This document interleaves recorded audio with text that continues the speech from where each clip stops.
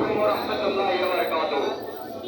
প্রিয় উপস্থিতি, আজকে ফরিদপুর সদরের প্রায় 1 থেকে 2 কিলোমিটার জুড়ে এই বিশাল জনউপস্থিতি, এই উপস্থিতির সাক্ষী তৃণমূলের যেই নেতা কর্মীর উপস্থিতি, এই নেতা কর্মীর উপস্থিতির সাক্ষ্য দেয় আমাদের প্রিয় দল বিএনপি আগামী সংসদ নির্বাচনকে সামনে রেখে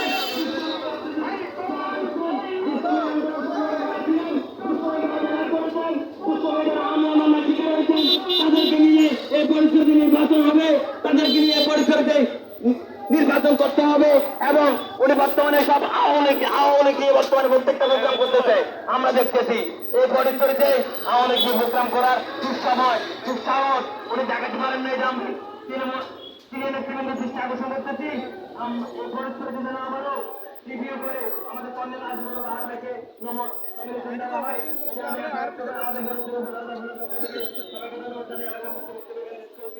আসসালামু আলাইকুম ওয়া রাহমাতুল্লাহি ওয়া বারাকাতুহু।